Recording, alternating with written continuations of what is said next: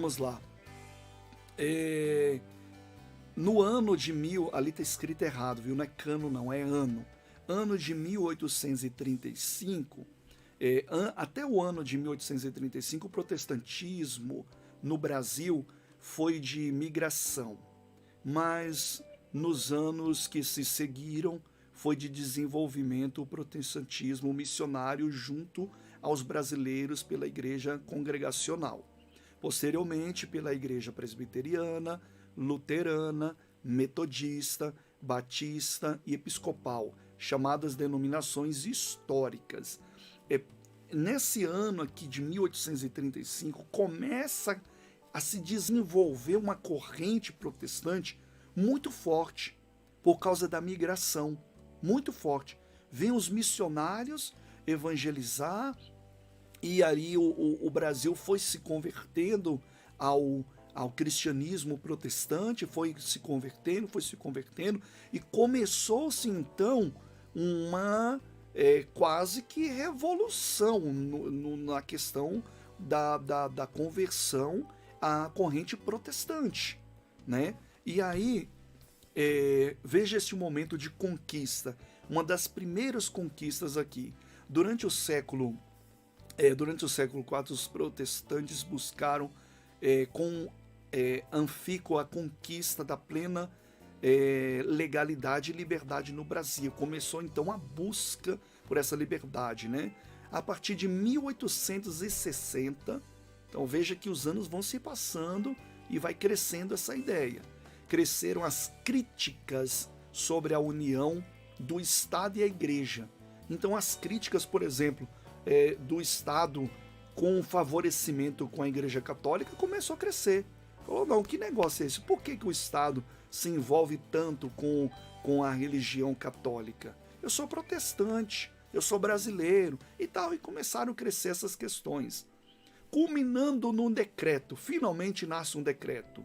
Decreto este que você pode pesquisar, tá na internet, tá lá disponibilizado para você fazer a sua pesquisa. Anota aí, decreto 119A, de 7 de janeiro de 1890, que estabeleceu a separação entre essas instituições. Assim, sob influências liberais e positivistas, a primeira Constituição republicana, aí já em 1891, ano depois, consagrou a separação entre a Igreja e o Estado. Olha aí, estabelecendo a plena liberdade de culto, o casamento civil obrigatório, a secularização dos cemitérios, e aí começou a abrir as portas para aquilo que os protestantes estavam enfrentando, tendo dificuldades. Com o quê? Com o casamento civil, com a questão de cemitérios, com a questão da educação, sendo a religião omitida no novo currículo escolar, ficando a Igreja Católica em posição de igualdade com os demais grupos religiosos. Então, em 1891, depois desse decreto, um ano depois, né, nasce essa Constituição aqui. E aqui tem uns bracinhos de vitória, né? Porque no artigo 5º, né, no artigo 5º, diz o seguinte: todas as igrejas, aqui ainda é o decreto, perdão, aqui é o decreto, no artigo 5º do decreto de 119A, tá? Todas as igrejas e confissões religiosas se reconhece a personalidade jurídica. O que é personalidade jurídica? É a questão do registro do templo. Então, não existia templos protestantes, igrejas evangélicas. Por quê? Porque era proibido, só podia ter a Igreja Católica. E aí isso inferia também na questão litúrgica dos casamentos, acesso à educação, cemitérios e tudo mais. Então, o registro, que é a personalidade jurídica, o registro. Então, agora, a partir desse decreto, a personalidade jurídica de outras confissões religiosas estava liberado. O pastor já podia fundar sua denominação. E aí começaram a vir as igrejas e começou a crescer essa questão aqui no Brasil, para adquirirem bens e os administrarem sobre os limites postos pelas leis concernentes à propriedade de mão morta, mantendo-se a cada uma o domínio dos seus haveres atuais, bem como seus edifícios de culto. Então, nasce o templo protestante. Deixa eu correr aqui mais um pouquinho. E aí vem a consagração da separação da igreja e do Estado. Em 1891, vem a Constituição que separa a igreja e o Estado. E olha o que diz aqui no artigo 72, parágrafo 3, 4, 5, 6 e 7. Vou ler aqui rapidamente.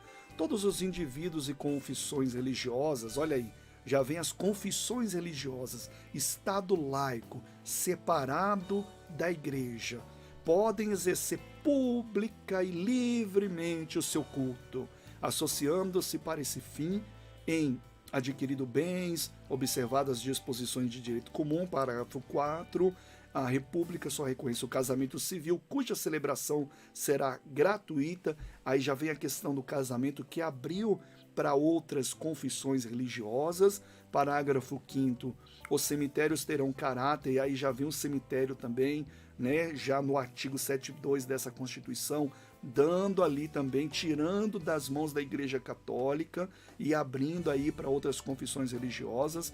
Os cemitérios terão um caráter secular e serão administrados pela autoridade municipal, ficando livre a todos os cultos religiosos e prática dos respectivos ritos em relação aos seus crentes, aquele que crê, né, no caso, desde que não ofendam a moral pública e as leis. E o que mais? Será, parágrafo 6, será leigo o ensino ministrado nos estabelecimentos públicos, e aí abriu a questão da educação. 7, nenhum culto ou igreja gozará da subversão oficial. Olha aí, nenhum culto ou igreja gozará da subversão oficial, nem terá relações de dependência ou aliança com o governo da União. Ou seja, estamos separados agora, viu, Igreja Católica? Estamos separados agora. Ou os estados. A representação diplomática do Brasil junto à Santa Fé não implica violação deste princípio. E aí então nós temos a palminha aí, porque chegamos nessa parte. Mas o que nós temos que trazer aqui como lição, né, das questões relacionadas ao direito, que nós vimos aí sobre o sentimento religioso, sobre a questão da organização das igrejas, suas liturgias, a proteção que tem hoje do Estado, mas nem sempre foi assim. Fazendo esse apanhado, o que nós temos que levar de lição é isso daqui, ó, veja. Conclusão. Tem aqui até uma comédia. Na vida em sociedade, meu direito acaba onde começa o seu. Lembra desse ditado? Ou assim voltaremos às cavernas. Ou seja, eu não posso só puxar a sardinha para o meu lado, né? Eu estou usando bastante esse vocabulário aqui, né? Eu não posso só fazer, não. Eu tenho que observar o direito de outro, mas eu também tenho que proteger o meu, estar atento com o meu, para que ninguém venha violar. Então é isso que nós aprendemos aqui nessa aula.